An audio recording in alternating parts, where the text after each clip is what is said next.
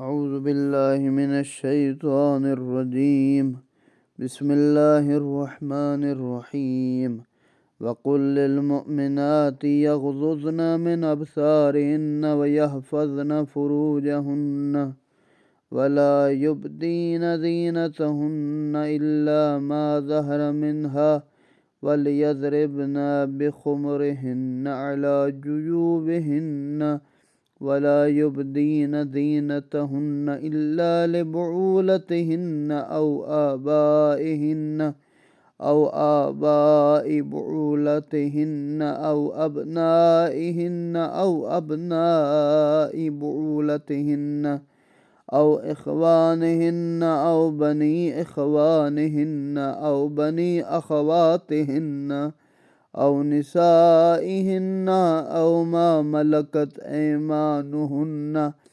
أو التابعين غير أولي الإربعة من الرجال أو الطفل الذين لم يظهروا على عورات النساء ولا يضربن بأرجلهن ليعلم ما يخفين من زينتهن وتوبوا إلى الله جميعا أيها المؤمنون لعلكم تفلحون. وأنكحوا الأيام منكم والصالحين من عبادكم وإمائكم إن يكونوا فقراء يغنهم الله من فضله والله واسع عليم. وليستعفف الذين لا يجدون نكاحا حتى يغنهم الله من فضله والذين يبتغون الكتاب مما ملكت أيمانكم فكاتبوهم إن علمتم فيهم خيرا وآتوهم من مال الله الذي آتاكم ولا تكرهوا فتياتكم على البغاء إن أردنا تحصنا لتبتغوا أرض الحياة الدنيا ومن يكرهن فإن الله من بعد إكراههن غفور رحيم. ولقد أنزلنا إليكم آيات مبينات مثلا من الذين خلوا من قبلكم وموعظة للمتقين. الله نور السماوات والأرض مثل نوره كمشكاة فيها مصباح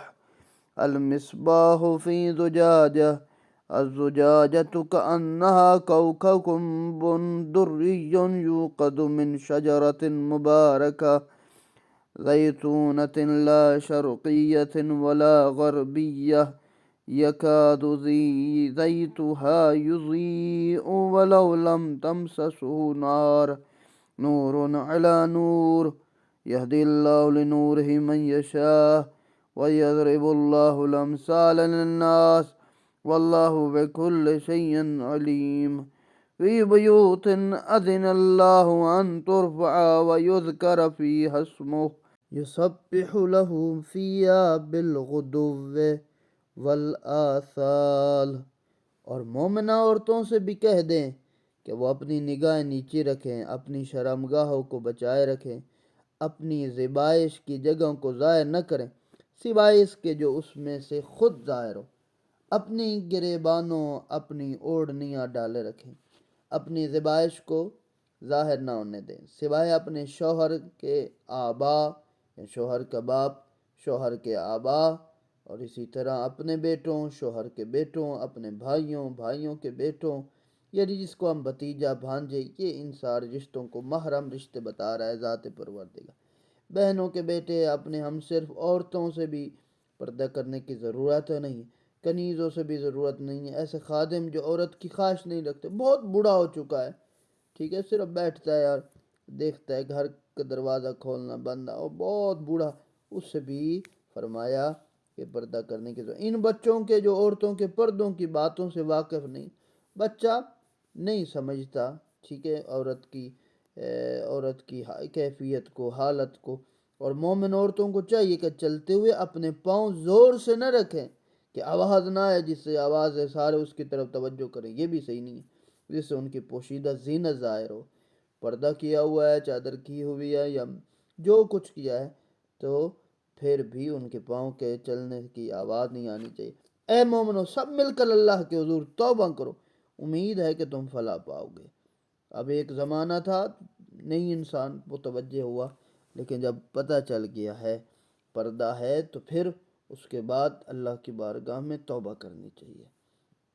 تم میں سے جو لوگ بے نکاح ہوں، یعنی نکاح جن کا نہیں ہو، کبارے، وہ تمہارے غلاموں کنیزوں میں سے ہوں، جو سال ہیں ان کے نکاح کر دو۔ آپ کے پاس غلام ہیں، کنیز ہیں، دیکھیں کون کون اچھا ہے، صالح کون ہے، عبادت گزار کون ہے، اطاعت گزار کون ہے، پھر ان کا عقد کر دیں، ان کے نکاح کرو۔ اگر وہ نادار ہوں تو اللہ اپنے فضل سے انہیں غنی کر دے گا۔ کچھ نہیں ہے، پریشان ہے انسان، فرمایا جو شادی کر لے، پھر اللہ غنی کر دے، اور اللہ بڑی وسعت والا، علم والا ہے۔ جو لوگ نکاح کا امکان نہ پائیں، نکاح نہیں کر سکتے، مہنگائی ہے، پریشانیاں ہیں، انہیں عفت اختیار کرنی چاہیے، پاکیزگی۔ ایسا نہیں ہے نکاح نہیں ہو رہا، شادی نہیں ہو رہی کہ انسان غیر شرعی کاموں پہ شروع ہو جائے، یہاں تک کہ اللہ اپنے فضل سے انہیں خوشحال کر دے۔ اور تمہارے غلاموں میں سے جو مکاتبت کی خواہش رکھتے ہیں اور ان سے مکاتبت کر لو، اور اگر تمہیں معلوم ہو کہ ان میں کوئی خیر ہے، انہیں اس مال میں سے جو اللہ نے تمہیں بخشا دے دو۔ اور تمہاری جوان لونڈیاں اگر پاک دامن رہنا چاہتی ہوں تو انہیں دنیاوی زندگی کے متاع کے لیے بدکاری پر مجبور نہ کرو۔ اللہ معاف فرمائے کہ عرب والے لوگ کیا کرتے تھے، اپنی کنیزوں کو دے دیتے کہ جناب مہمان آیا، رات اس کے ساتھ رہے۔ اگر کوئی انہیں مجبور کر دے تو ان کی اس مجبوری کے بعد یقیناً اللہ بڑا معاف کرنے والا، رحم کر لے۔ یہ مکاتب اس غلام کا جو اپنے مالک سے معاہدہ کر لیتا ہے، ایک معین رقم ادا کرنے پر وہ آزاد ہو جائے گا۔ فرمایا اگر وہ عاجز ہو جائے، زکوٰۃ سے بھی رقم ادا کی جا سکتی ہے۔ اور بے شک ہم نے تمہاری طرف واضح آیات نازل کی ہیں، اور تم سے پہلے گزرنے والوں کی مثالیں بھی دی ہیں، اور تقوی رکھنے والوں کے لیے موعظہ بھی نازل کیا ہے۔ اللہ آسمانوں اور زمین کا نور ہے، اس کے نور کی مثال ایسی ہے گویا ایک طاق ہے، اس میں ایک چراغ رکھا ہوا ہے، چراغ شیشے کے فانوس میں ہے، اور فانوس گویا موتی کا چمکتا ستارہ ہے جو زیتون کے مبارک درخت سے روشن کیا جاتا ہے، جو نہ شرقی ہے نہ غربی، اس کا تیل روشنی دیتا ہے، خواہ وہ آگ اسے نہ چھوئے، یہ نور بالائے نور ہے، اللہ جسے چاہے اپنے نور کی راہ دکھاتا ہے،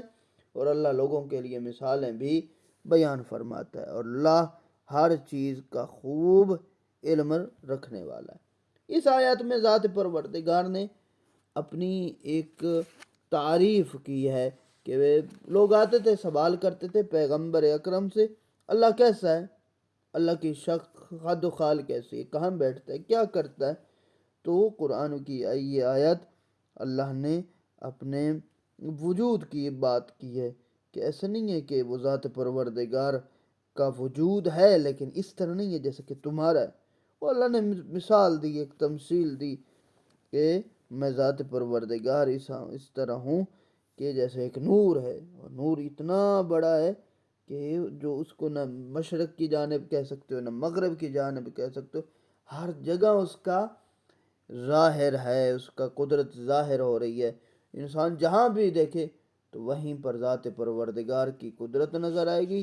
اور انسان کو توجہ کرتے رہنا چاہیے۔ رجال لا تلہیہم تجارۃ ولا بیع عن ذکر اللہ وإقام الصلاة وإیتاء الزکاة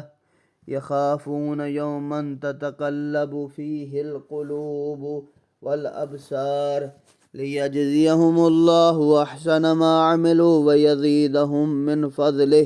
واللہ یرزق من یشاء بغیر حساب۔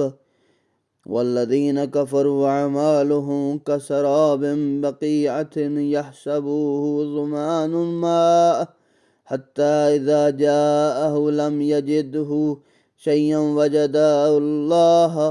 عنده فواه حسابه واللہ سریع الحساب او كظلمات في بحر لج يغشاه موج من فوقه سحاب ظلمات بعدها فوق بعد إذا أخرج يده لم يكد يراها ومن لم يجعل الله له نورا فما له من نور۔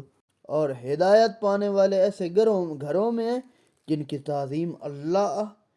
نے اذن دیا ہے اور ان میں اس کا نام لینے کا بھی،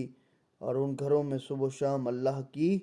تسبیح ہوتی۔ اس نور خدا سے منور افراد ایسے گھروں میں جن کی قدر و منزلت باذن خدا بلند ہے، کیونکہ ان گھروں میں ذکر خدا ہوتا ہے۔ اور اسی طرح